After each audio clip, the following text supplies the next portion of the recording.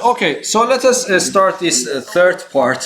Thank you for staying, but that's the last one we want to talk about, and that's linear approximation. It's also a very simple one. So what we want to do, let me just draw the same picture again. So we want to approximate any function with its tangent line. That's the linear approximation. So for example, if I have this function, and let me say that this point is a, and this function is y equals to f of x. If I draw the tangent line at that particular point, okay, and let me call the graph of this function L of x. Okay, that's the function L of x. If I ask you what is L of x, so do you remember, if I ask you what is the formula for the line, tangent line, you would say y minus f of a is equal to f prime of a, x minus a. This is what we just learned, yes? This is the equation of this blue tangent line, yes? If I move f of a to the other side, so y becomes f of a plus f prime of a times x minus a. So if I ask you to draw the graph of this function, be careful by the way, f is a function, a is a given number, so that is just a given number. When you calculate the derivative of that point, that's also a number, that's a number. So it becomes a function like this, a constant a plus another constant b times x minus a, y equals to like that. So that's a line, yes? Yes. So the point is that, so this means that this function L of x, what I mean is this, f of a plus f prime of a, x minus a. Yes? So if I ask you, give me the function whose graph is this blue tangent line, this is the function, and I called it L. That's just an arbitrary name. Okay, so the linear approximation tells you that instead of working with the function, throw the function out, work with the tangent line. Of course, this approximation might be a good one or might be a very bad one, okay? But the intuition is somehow clear. So for example, if I stay close to this point, let us see what happens. And if I go there, this red part is the exact value of the y values when I am on this neighborhood.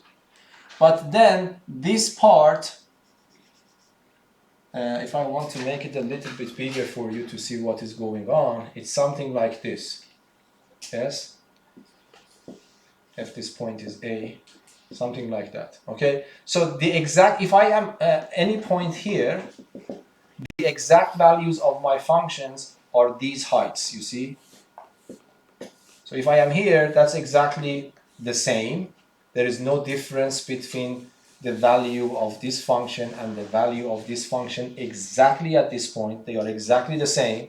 But when I start deviating from this point, for example, if I am here, let me call it, I don't know, x, then the y value, if I want to calculate it exactly, is this much. But if instead of calculating this height using the function, I use the tangent function, I get this height. Let me write it, draw it next to it. Yes, do you see that? And this much is the error that I am making in this approximation. Is that understandable? So if I throw the function out and start working with the tangent line instead, this is an approximation, okay?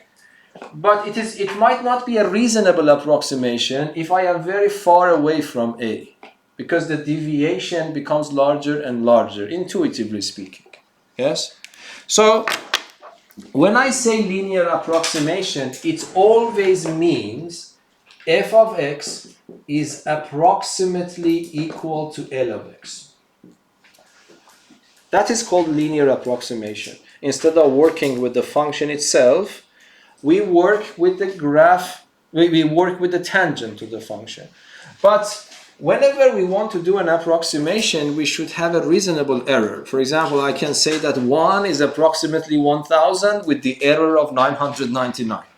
It's not a very good approximation, but it is in principle not wrong to say, yes?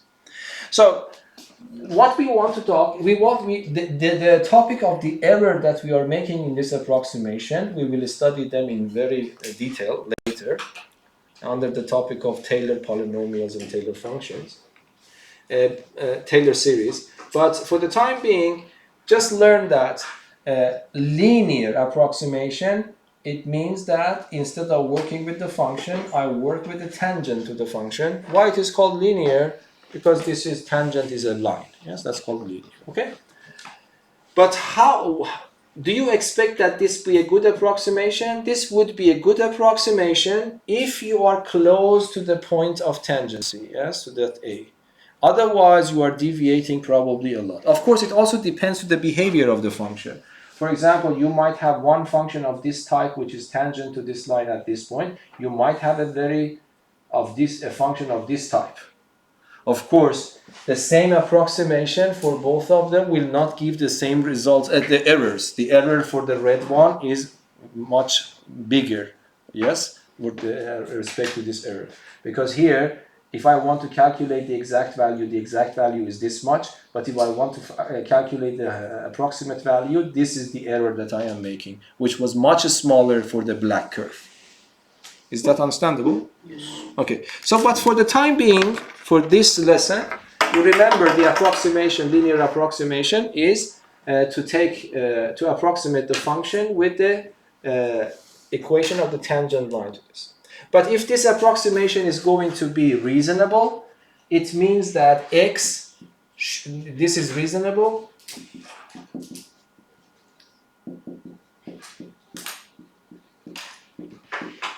So in quotation marks, this is reasonable if x is close to A.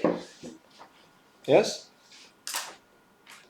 So in other words, f of x is approximately equal to L of x, which is this function.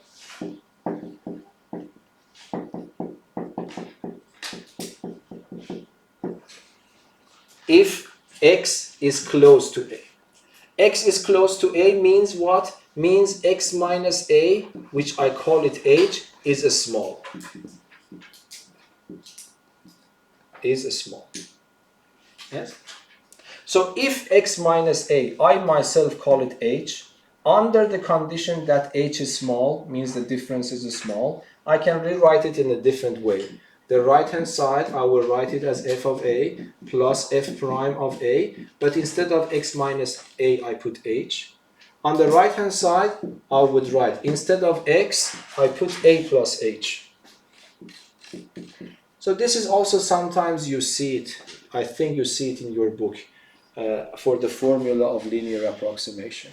It means that f calculated at A plus a small deviation from A is approximately equal to f of A itself with some correction.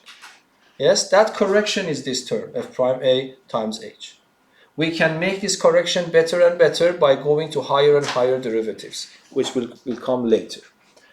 But I myself don't use this formula. I always prefer to use this idea that instead of working with the function, I work with the tangent to the function. That is called linear approximation. Okay, so now let us give some examples.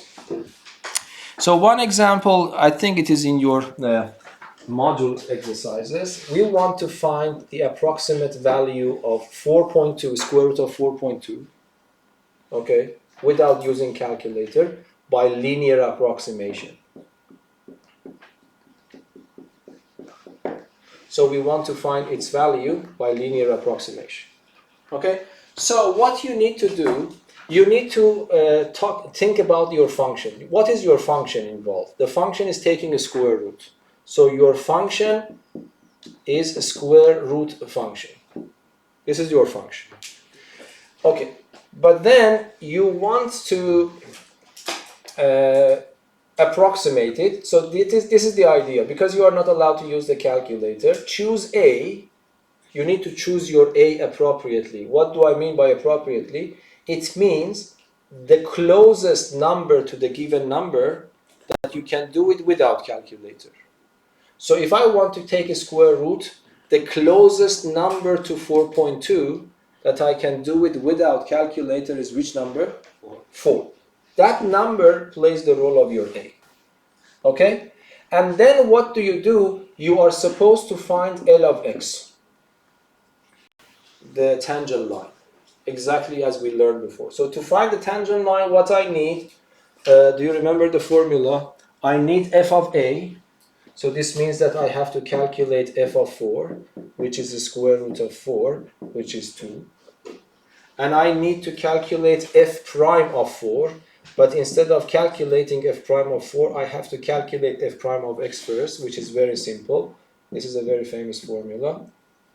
And then I calculate f prime of 4. So it becomes 1 over 2 square root of 4, which becomes 1 over 4. This is f prime of 4. Yes? Then I write my Lx. Lx is f of a, which is 2, plus f prime of a multiplied by x minus a. Yes? And then we say that f of x is approximately equal to L of x. What is f of x? Is the square root of x. What is L of x? Is this expression. So you find your formula.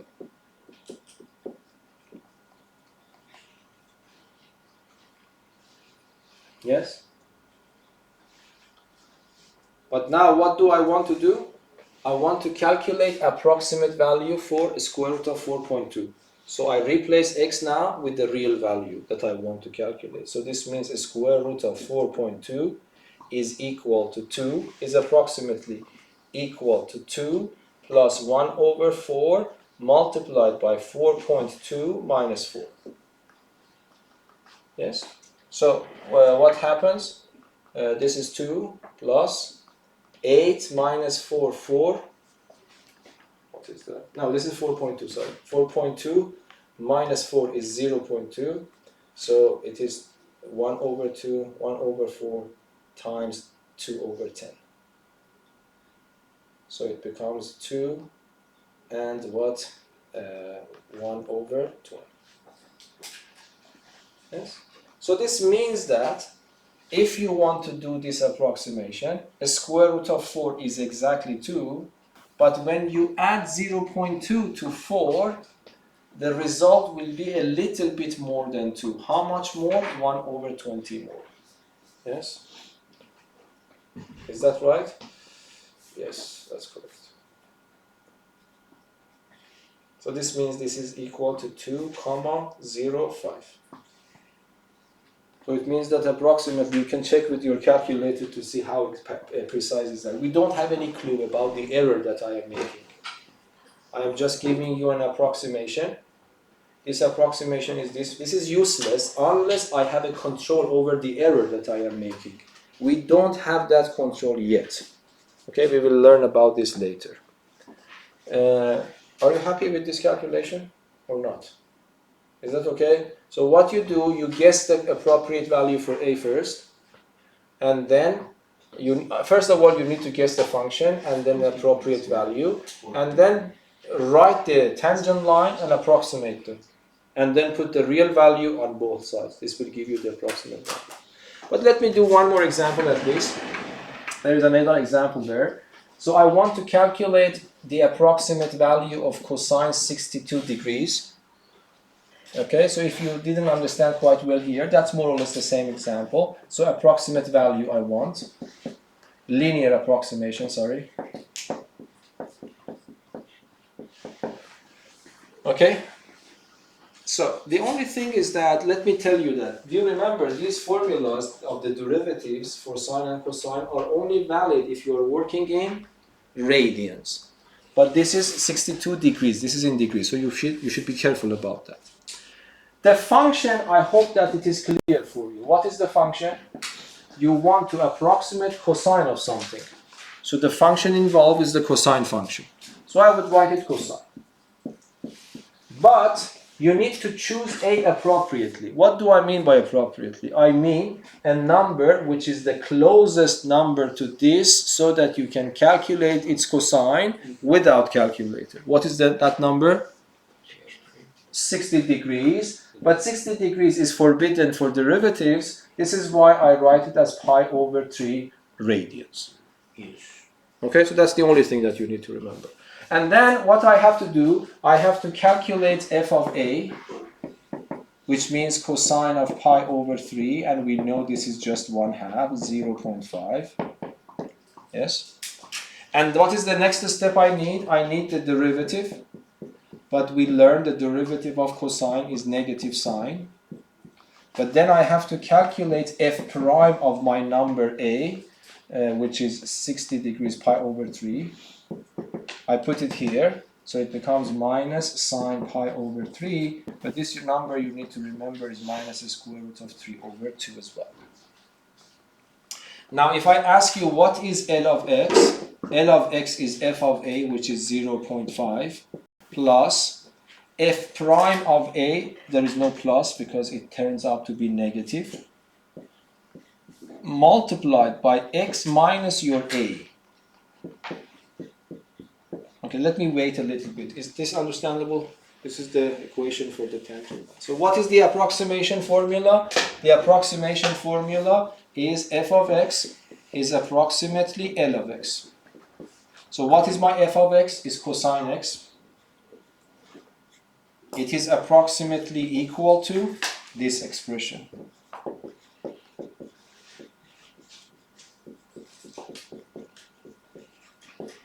So this is the linear approximation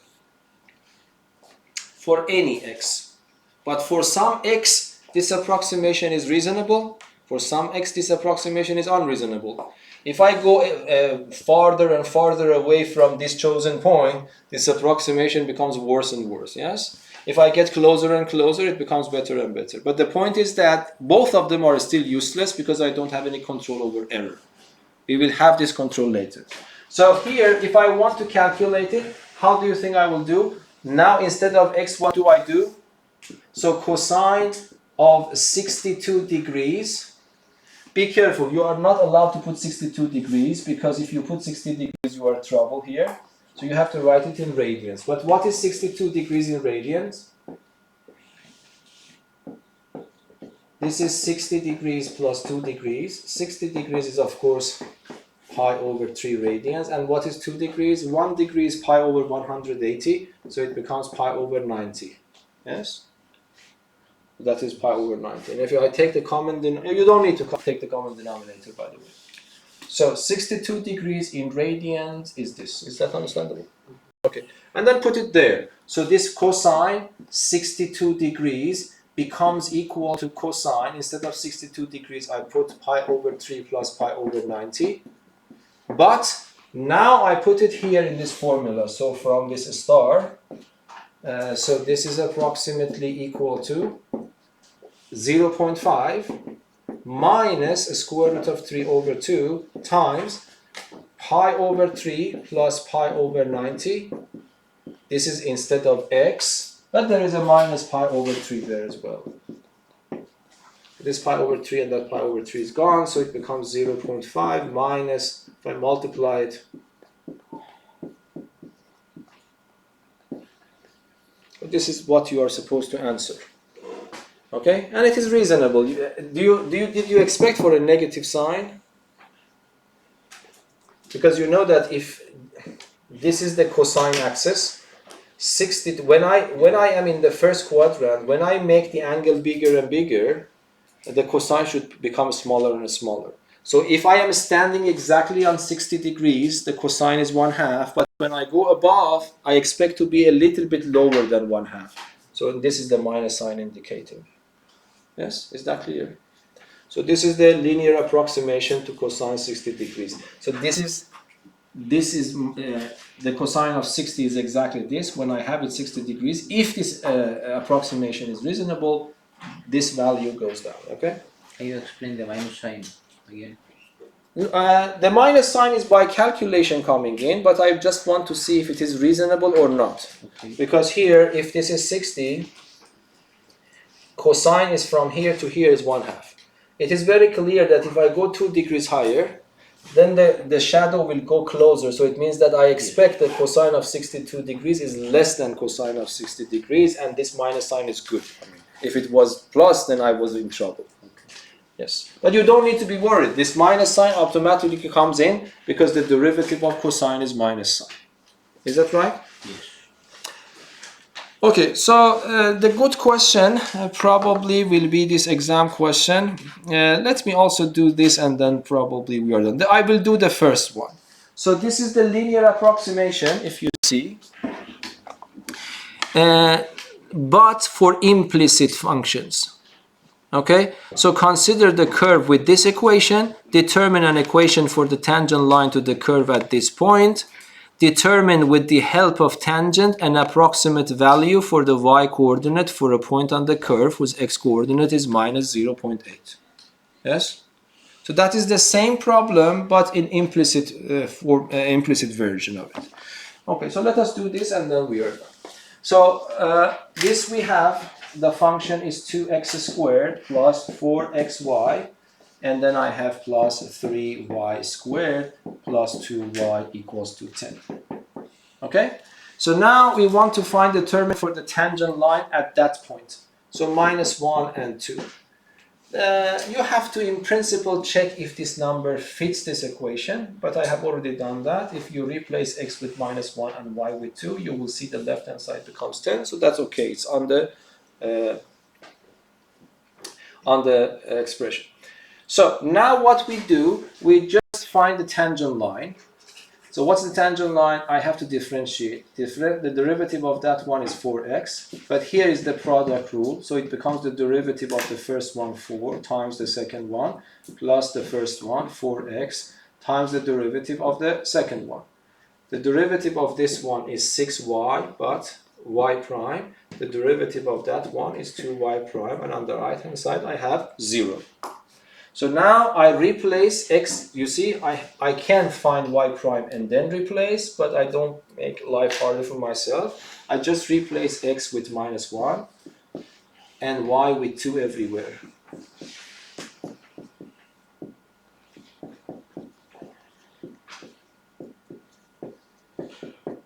Yes, so this is 14, 10 y prime. This is 10y prime. I mean, in principle, I have to, finally I will correct it. So this becomes 4, I move it to the other side, it's minus 4, am I right? Yes. So then it means that y prime calculated at minus 1 is minus 4 over 10, which is minus 2 over 5.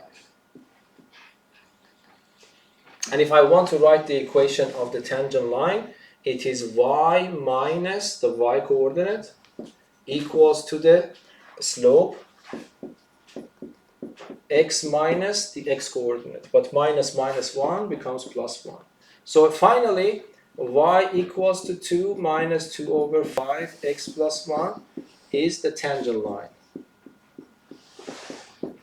Yes? So it means that now for the second part of the problem, it means I found Lx. Lx is 2 minus 2 over 5 x plus 1. This is for the part B of the problem. Yes? Okay, now, how do you think I will solve second part? Determine with the help of the tangent approximate value for y-coordinate for a point on the curve whose x-coordinate is 0 minus 0.8. So in my notation, what is minus 0.8? Can you tell me? Is it x? Is it a? What is this?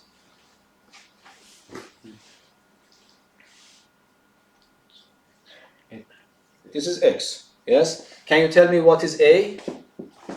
Because this is the value we want to calculate for. But what value we choose for a? Minus 1. Minus 1. Yes? So this is not under our control. The problem is giving both of them to us.